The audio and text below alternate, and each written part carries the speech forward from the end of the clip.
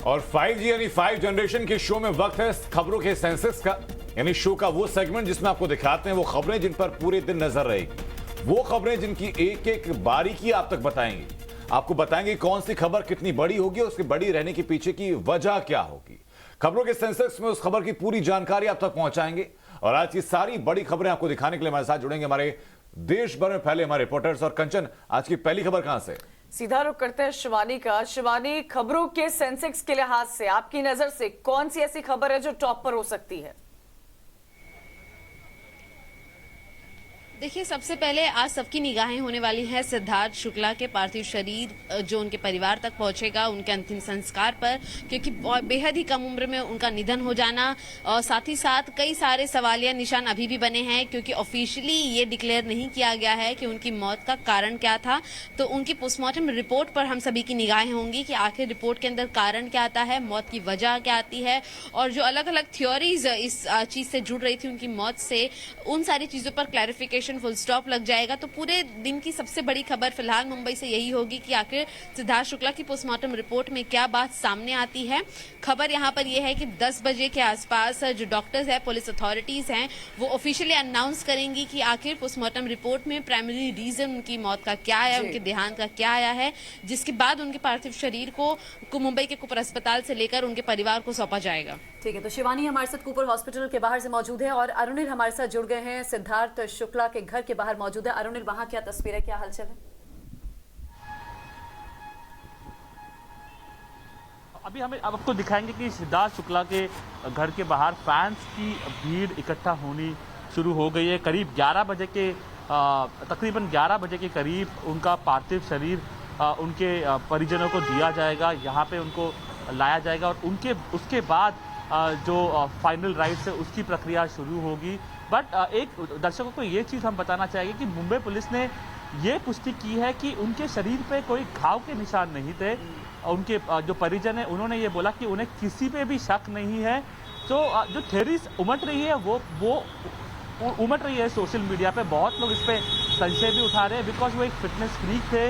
वो हमेशा अपने जिम के फोटोज, जिम के वीडियोस अपने फैंस के साथ शेयर करते थे। बहुत ही खुशनुमा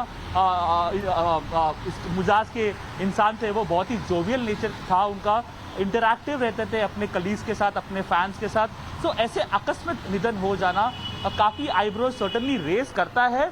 बट मुंबई पुलिस ने इसमें पूरा कॉशियस अप्रोच लिया है। कल जो पोस्टमार्टम हुआ उसमें वीडियोग्राफी भी की गई ताकि जो गलतियां पहले सुशांत सिंह राजपूत केस में उमड़ के आई थी वो उसको वापस दोहराया ना जाए। अभी तक तो ऐसे लग रहा है कि जो ये एक बिल्कुल हालांकि दोनों केसेस एकदम अलग हैं। वहाँ पर सुशांत की मौत संदिग्ध परिस्थिति में देखी गई थी, शुरुआत में तो काफी शक जाहिर हुआ, लेकिन यहाँ पर साफ कर दिया गया परिवार की तरफ से भी कि उनको कोई संदेह नहीं है इनकी मौत को लेकर के। लेकिन मुझे बताइए कि परिवार के अलावा और कौन कौन वहां पहुंचा उनके घर पर? कल रात को काफी उनके को स्टार्स यहाँ पे पहुंचे थे। वरुण धवन, जिनके साथ उन्होंने हम्टी शर्मा की दुल्हनिया में काम किया था, वरुण धवन एक ए-लिस्ट बॉलीवुड एक्टर है, वो यहाँ पहुंचे थे। बहुत सारे उनके को स्टार्स जो टीवी इंडस्ट्री के हैं, जैसे कि गौहर खान होगी या फिर उनके जो मेल को स्टार्स जिन्होंने काफ़ी इसमें शोक प्रदर्शित किया था और शौक भी प्रदर्शित किया था कि ऐसे कैसे हो सकता है। वो सिर्फ 40 साल के थे और अपने करियर के ऊंची सीमा तक पहुंच गए थे। उन्होंने काफ़ी अचीव किया था काफ़ी कम उम्र में, बिग बॉस जैसे शो में जीते थे, फिर बालिका वधू जो एक one of the longest running TV serial थी, उसके लीड वो एक्टर्स थे। तो उसकी पॉपुलैरिटी भी काफ़ी, यहाँ पे जब लोग इकट्ठा हुए थे शाम को, वो पॉपुलैरिटी काफ़ी देखने को मिल रही थी। लोग काफ़ी दूर से भी आए थे, कुछ लोग बैंगलोर से भी आए थे जिनसे हमने बात की थी, उनके ड्राइवर से बात की, उनके जिम पार्टनर से बात की। सब ने ये बोला कि वो फिटनेस में बहुत बिलीव करते थे, वो बहुत ही जिम फ्रीक थे और ये उनके सोशल मीडिया में भी काफ़ी एविडेंट होता है। तो जिस जो हुआ है बिल्कुल ये सबको शॉक करने देश वाला को शॉक लगा है। अरुणिल, आप बने रहिए हमारे साथ। एक बार फिर से कूपर अस्पताल के बाहर का रुख कर लेंगे जहां पर हमारी सहयोगी शिवानी मौजूद है। शिवानी, हमें कितना और इंतजार करना होगा पोस्टमार्टम रिपोर्ट के लिए? जी, करीबन अगर वक्त जो ऑफिशियल्स द्वारा दिया गया है उसके हिसाब से अभी भी 1 घंटे का समय पूरा लगेगा। हालांकि अभी यहाँ पर सीनियर ऑफिसर्स नहीं पहुंचे हैं। जो हॉस्पिटल के डीन हैं उनका मुख्य रूप से इंतजार किया जा रहा है, क्योंकि वही जो पीएम रिपोर्ट है वो हैंडओवर करेंगे पुलिस के आगे, फैमिली मेंबर्स के सामने। और फिलहाल यहाँ पर यह भी इंतजार किया जा रहा है कि 10 बजे जब डीन्स और ऑफिशियल्स आ जाएंगे तो उसी के करीबन सिद्धार्थ की फैमिली से भी जुड़े हुए जो परिवार के लोग हैं वो यहाँ पहुंच सकते हैं, क्योंकि एक लास्ट डॉक्यूमेंटेशन होगा जिसके बाद हॉस्पिटल द्वारा ऑफिशियली जो सिद्धार्थ का पार्थिव शरीर है उनके परिवार को दिया जाएगा। तो करीबन 1 से 1.5 घंटे का वक्त अभी भी सभी के लिए इंतजार का होगा। जी, एक अब आगे बढ़ते हैं। आप दोनों हमारे साथ बने रहे, शिवानी और अरुणिल। प्रदीप दत्ता का अब रुख करते हैं खबरों के सेंसेक्स में। प्रदीप, आपके हिसाब से आज के दिन सबसे बड़ी खबर कौन सी रहने वाली है? देखिए, आज दो बड़ी खबरें हैं। अगर जम्मू कश्मीर की बात करें तो सरहद पर एक बार फिर से गोलाबारी हो रही है और पाकिस्तान की तरफ से घुसपैठ की कोशिश। और अगर हम अंतर्राष्ट्रीय सतह पर बात करें तो आज सब दुनिया की नजर जो है अफगानिस्तान पर रहेगी कि जहां तालिबान अपनी नई सरकार बनाने जा रहे हैं। पहले बात करता हूं मैं जम्मू कश्मीर की। आज एक बार फिर से सस्पिशियस मूवमेंट देखी, पाकिस्तान से लगातार कोशिश हो रही है घुसपैठ कराई जाए और उस दौरान पे दोनों तरफ से फायरिंग हो रही है और अभी तक घुसपैठ तो कर नहीं पाए। लेकिन देखा गया है कि जो हमें रिपोर्ट्स आ रही हैं पिछले 24 घंटों में 40 से 50 के करीब जो आतंकवादी हैं वो रावलाकोट के पास काहुटा का जो लॉन्च पैड है वहां पे बैठे हुए, उसमें से ज्यादातर जो है जैश ए मोहम्मद के। और बताया जाता है कि कुछ अफगान नेशनल भी है। यही जो बहुत बड़ी हमें जो डर था वही होने जा रहा है, जो पाकिस्तान की रणनीति रही है। पहले भी उन्होंने 1990 में भी यही किया था कि किस तरीके से तालिबान को यहाँ पे धकेलने की कोशिश की थी, जो अफगान मुजाहिद थे उनको धकेलने की कोशिश की थी। इस बार भी कोशिश उनकी पूरी तरह से वही है। 3 दिन पहले भी एक इसी line of control Poonch sector में 2 लश्कर के आतंकवादी मारे गए थे, घुसपैठ करने की कोशिश कर रहे थे। भारी मात्रा में उनके पास से सामान बरामद हुआ था। तो लगातार उनकी कोशिश है किसी तरीके से आने वाले महीने जो यहाँ है घुसपैठ करा के यहाँ पे जो अमनो अमान आया है, जो पीसफुल एटमॉस्फेयर है, उसको किसी तरीके से खराब किया जाए। क्योंकि सबसे ज्यादा पाकिस्तान को यही चीज सताती है कि यहाँ पे हालात सुधर क्यों रहे हैं, लोग पाकिस्तान के इशारे पे क्यों नहीं नाच रहे हैं, लोग पत्थरबाजी क्यों नहीं कर रहे हैं। यही एक वजह है कि लगातार आतंकवादी भेजने की पूरी कोशिश हो रही है। हालांकि उन्होंने सीज फायर अनाउंस किया है, लेकिन सीज फायर के बावजूद अब देखिए किस तरीके से पाकिस्तान की तरफ हरकतें हो रही है। जो दूसरी बड़ी खबर जिसपे जो हम बात कर रहे थे वो रहेगी अफगानिस्तान की। किस तरीके से आज सरकार बनने जा रही है, क्योंकि अफगानिस्तान में जो आज ये सरकार जो बनने जा रही है, तालिबान जो बनाने जा रहे हैं, कहते हैं कि ईरान की तर्ज पे होगी, क्योंकि अमीर मोमन होंगे और जिसमें हैबतुल्लाह जो मुल्ला हैबतुल्लाह जो तालिबान के चीफ हैं और वो एक स्पिरिचुअल हेड की तरह एक सबसे बड़े हेड बन के आएंगे। और हो सकता है उनका जो हेडक्वार्टर है कंधार में रहे। उसके बाद मुल्ला बरादर है जो कि एक प्राइम मिनिस्टर का रोल करेंगे प्ले। लेकिन सबसे ज्यादा इंपॉर्टेंट चीज जो रही है, क्योंकि पिछले दिनों से चाहे इंटरनेशनल कम्युनिटी रही हो, अफगानिस्तान के लोग रहे हो, वो यही चाहते हैं कि जो भी सरकार बने रिप्रेजेंटेटिव कैरेक्टर हो उसका, उसमें सभी लोगों को इन्वॉल्व किया जाए। लेकिन क्या तालिबान सबको इन्वॉल्व करता है? एक बात तो वो चाहते थे कि औरतों को भी इसमें जगह मिलनी चाहिए, माइनॉरिटी कम्युनिटी भी होनी चाहिए। क्या ये सब चीजें होंगी? अभी तक मुल्ला बरादर ने ये बात तो कह दी है कि औरतों को की जगह बड़ी पोस्ट के लिए नहीं है। इसका मतलब कि शरीयत के तहत औरतों को जगह नहीं मिलेगी। और अगर ये रिप्रेजेंटेटिव कैरेक्टर नहीं हुआ तो मुझे लगता है आने वाले दिन तालिबान के लिए आसान नहीं होंगे, क्योंकि ऑलरेडी वहां पे प्रदीप आप नजर रखिएगा। खबर तो ये भी है कि चीन अब तालिबान की बड़े भाई की भूमिका में नजर आएगा। वापस लौटूंगी प्रदीप आपके पास। मेरे साथ रविकांत भी इस समय दिल्ली से मौजूद है। रविकांत, आपके पास आज क्या बड़ी खबर है?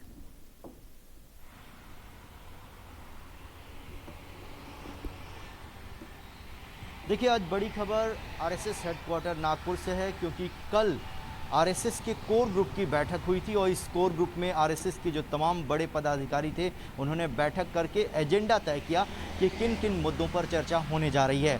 आज औपचारिक रूप से इस बैठक का शुरुआत होगा और इस बैठक में सबसे महत्वपूर्ण बात यह है कि 5 राज्यों में भारतीय जनता पार्टी किस तरीके से चुनाव में उतरेगी। इस बात को लेकर आरएसएस मंथन कर रहा है कि कौन कौन से वो मुद्दे हैं जिनमें जनता को दिक्कतें आई हैं और उन मुद्दों को सुधारने के लिए भारतीय जनता पार्टी की तरफ से क्या कुछ किया जाना चाहिए चुनाव से ठीक पहले। दूसरी महत्वपूर्ण बात जो है इस बैठक की कि कोविड की 3rd वेव आ रही है, उससे पहले आरएसएस ने लगभग 1 लाख वॉलंटियर्स तैयार किए हैं। उनको ट्रेनिंग भी दी गई है कि किस तरीके से अगर 3rd वेव आती है तो वो लोगों के बीच में जाकर उनको मदद करें, उनको ट्रीटमेंट में हेल्प करें।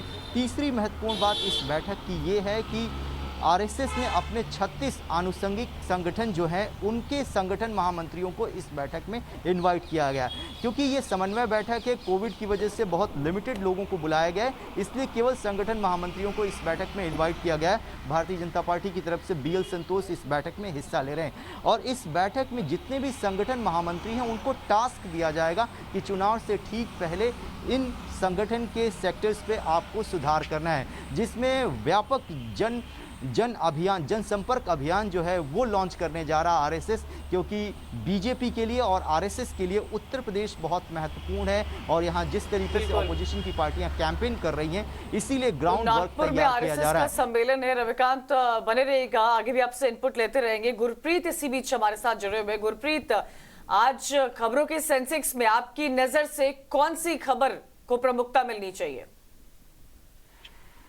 देखिए, आज पंजाब में सबसे बड़ी खबर यह है कि स्पेशल सेशन एक दिन के लिए बुलाया गया है, जिसमें जो फॉर्मर प्राइम मिनिस्टर है मनमोहन सिंह भी आएंगे। लेकिन सबसे बड़ी राजनीतिक खबर ये रहेगी, क्योंकि कहीं ना कहीं विप जारी किया हुआ है कांग्रेस पार्टी ने, क्योंकि उनको लगता है जो अंदरूनी कला है, जो अंदर से इन फाइटिंग हो रही है, क्योंकि नो कॉन्फिडेंस मोशन की भी आम आदमी पार्टी और ऑपोजिशन पार्टी बात कर रही है, तो उनको इसलिए ये लग रहा है कि जो इंटरनल फाइटिंग है, जो इन फाइटिंग है, वो कहीं बढ़ के बाहर ना आए। जो मिनिस्टर्स हमने देखा नवजोत सिंह सिद्धू के कैंप के, वो लोग लगातार मांग कर रहे हैं हरीश रावत से, पार्टी हाईकमांड से, कि मुख्यमंत्री को बदला जाए। तो कहीं ना कहीं वो रल के कोई ऐसी बात ना करे, वो ना पहुंचे असेंबली में, जिसके कारण जो इन फाइटिंग है कांग्रेस की वो बाहर आ सके और राजनीतिक जो इक्वेशन है वो भी खराब हो सके। तो चीफ मिनिस्टर के हटाने की मांग को लेके चीफ मिनिस्टर ने पहले ही एक विप जारी किया है, जो कांग्रेस पार्टी ने विप जारी किया है। 9:30 बजे वो मीटिंग होगी ताकि सभी के सभी एमएलए वहां आके देखे। लेकिन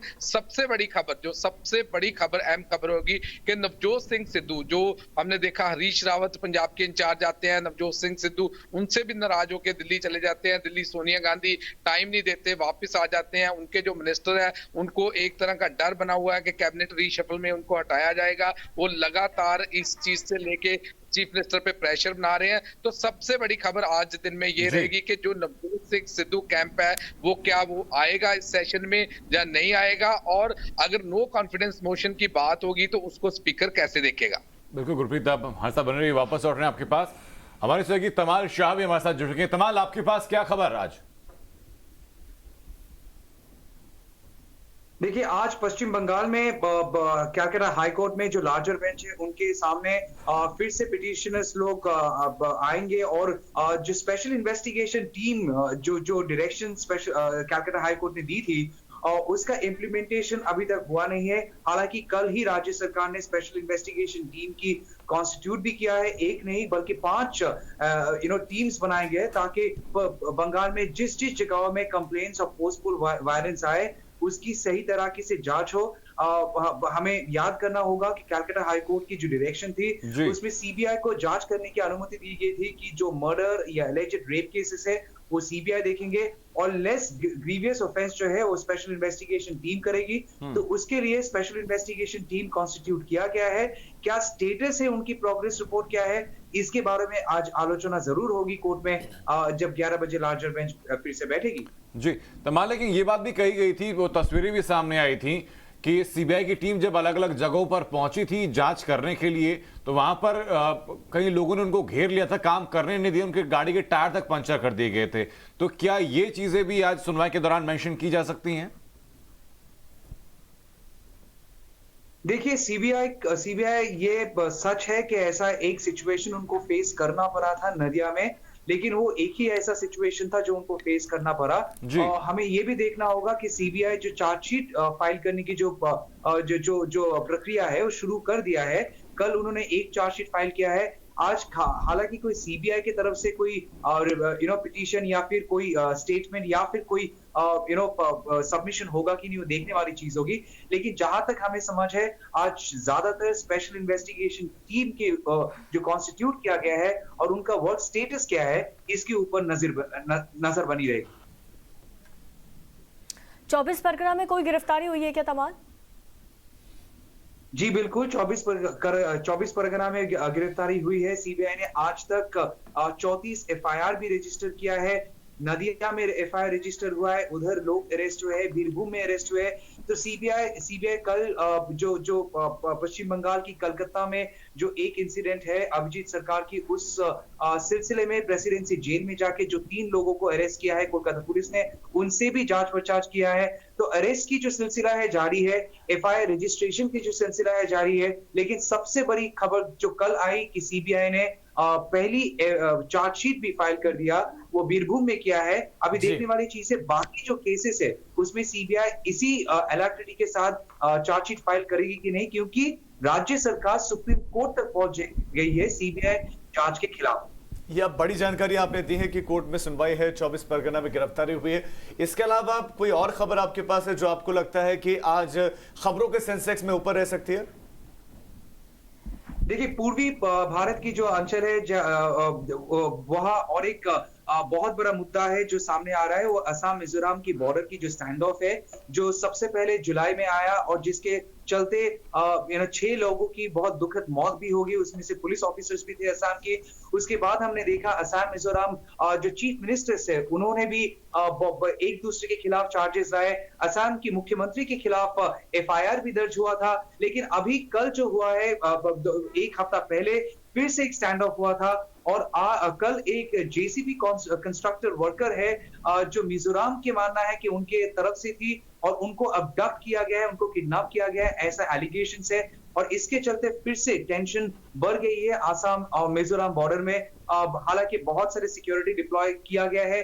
पहले भी हमने देखा है कि गृह मंत्री अमित शाह जी की इंटरवेंशन से हालात या परिस्थिति थोड़ा ठीक हो गई थी। लेकिन अभी जो परिस्थिति है, दोनों तरफ से लोकल बहुत ही उत्तेजित है और उनका मानना है कि ऐसा इसके पीछे राजनीति से ज्यादा दोनों राज्यों की सही जो इंटेंशन है उसकी कमी है, इसीलिए लोग बार बार ऐसे सिचुएशन फेस कर रहे हैं। मतलब आप कह रहे हैं कि इस विवाद का शिकार वहां का आम नागरिक है, वहां की आम जनता है। क्या कह रही है जनता? क्या सुविधाएं नहीं मिल पा रही है? क्या आए दिन कुछ ना कुछ घटनाएं हो रही हैं? क्या फेस कर रहे हैं वो लोग? एक बार फिर से दर्शकों को बताइए। देखिए, असम मिजोरम की जो बॉर्डर है उसमें इतिहास में है कि उस बॉर्डर एरिया में जिसको नोमैंस लैंड कहा गया, अग्रीमेंट था कि असम और मिजोरम उस जगह पे कोई कंस्ट्रक्शन नहीं करेंगे। वो दोनों अपनी तरफ से उस जगह को खुद की क्लेम नहीं करेंगे, they will not claim it as their land. लेकिन उसके बाद जो जुलाई में हुआ, जुलाई में मिजोरम का मानना था कि उनकी तरफ की जो जगह है उसमें असम के लोगों को पुश किया गया, गांव बनाए गए और इसीलिए विरोध आया मिजोरम की तरफ से। उसके बाद हमने फिर से देखा एक हफ्ता पहले, और जहां पे पहला स्टैंड ऑफ हुआ था उससे थोड़ी दूर में फिर से स्टैंड ऑफ हुआ, क्योंकि मिजोरम का मानना था कि प्रधानमंत्री ग्रामीण सड़क योजना की स्कीम को लेके असम उधर एक रोड बनाने की कोशिश की। फिर से मिजोरम की तरफ से विरोध आया और कल जो हुआ एक JCB कंस्ट्रक्शन तो असम मिजोरम में साफ तौर पर एक बार फिर से विवाद देखने को मिल रहा है। ये ऐसा विवाद है जो थमने का नाम नहीं ले रहा है। हालांकि कोशिशें बहुत की गई थी, लेकिन उसके बावजूद भी लगातार इस तरह की घटनाएं सामने आती जा रही है। मोहित ओम भी हमारे साथ जुड़े हुए हैं। मोहित, कौन सी खबर आपके लिहाज से टॉप पर रह सकती है आज? देखिए, देश भर में जो कोरोना के मामले बढ़ रहे हैं वो अपने आप में बेहद चिंताजनक है, क्योंकि पिछले 2 महीनों में सबसे ज़्यादा कोरोना के आंकड़े पिछले 24 घंटे में देखने को मिले हैं। करीब 47,000 से ज़्यादा मामले सामने आए हैं, जिसमें केरल में सबसे ज़्यादा मामले देखने को मिल रहे हैं और 509 मौतें देखने को आई हैं कल 24 घंटों के अंदर, जो पिछले 2 महीनों का रिकॉर्ड तोड़ा गया है, जिसमें 1/3 जो मौतें हैं वो केवल केरल से सामने आ रही हैं। तो केरल जो है वो चिंता का विषय बना हुआ है। अगर दिल्ली के नज़रिए से बात करें तो थोड़ी राहत जरूर है, क्योंकि दिल्ली में महज 36 केसेज आए हैं और मौत का आंकड़ा दिल्ली में पिछले दिनों से नहीं आया है। लेकिन जिस तरीके से थर्ड वेव की बात हो रही है, जानकारों का कहना है कि सितंबर एंड तक थर्ड वेव जो है वो हिट कर सकती है। उसको लेकर सरकार कहीं ना कहीं चिंता में है और जिस तरीके से केरल के मामले लगातार बढ़ रहे हैं वो अपने आप में जरूर चिंता में डाल रहे हैं। लगातार सरकार लोगों से अपील कर रही है कि कोरोना अगर जिन इलाकों में कम है वहाँ पे लापरवाही ना बरते, क्योंकि कोरोना अभी पूरी तरीके से गया नहीं है। लेकिन लगातार जो मामले पिछले दिनों में हमें देखने को मिल रहे हैं बढ़ते हुए, वो अपने आप में कहीं ना कहीं चिंता में जरूर डाल रहे हैं। जो एक नया वेरिएंट मिला है जो कोलंबिया से मिला है MU वेरिएंट वो डेल्टा से ज़्यादा खतरनाक बताया जा रहा है, और बताया जा रहा है कि अब इन वेरिएंट्स के ऊपर भी जो ICMR है वो अब इस पर चर्चा कर रही है और उस पर अब स्टडी की जा रही है। तो अब देश को ये देखना है कि जिस तरीके से थर्ड वेव आने वाली है और लगातार जो मामले बढ़ रहे हैं उसको कैसे रोका जाए, थर्ड वेव के जो एक्सपेक्टेशन जो है वो किस तरीके से रोकी जाए, क्योंकि पिछले 2 महीनों के बाद अब 24 घंटों के अंदर जो सबसे ज्यादा कोरोना मामला है वो अपने में बेहद हैरान करने वाले हैं। दिल्ली के नजरिए से थोड़ी खास बात यह है कि दिल्ली के अंदर जो ऑक्सीजन प्लांट्स लगाए जा रहे थे वो सभी ऑक्सीजन प्लांट जो है वो अब रनिंग पोजीशन में आ गए हैं। अब दिल्ली के अंदर अगर थर्ड वेव आती भी है तो वो ऑक्सीजन की कमी वैसे देखने को नहीं मिलेगी जो हालांकि उम्मीद कर रहे हैं कि मामले उस रफ्तार के साथ ना बढ़ें, क्योंकि स्वास्थ्य सुविधाएं भले ही बेहतर हों लेकिन कोरोना के जो नए वेरिएंट आ रहे हैं वो बेहद खतरनाक हैं। आम लोग अगर चपेट में आएंगे तो कैजुअलिटी की संभावनाएं बढ़ती हैं। हमारे सहयोगी रविकांत लगातार हमारे साथ बने हुए। रविकांत, खबरों के सेंसस के लिहाज से और कौन सी खबर आपके पास?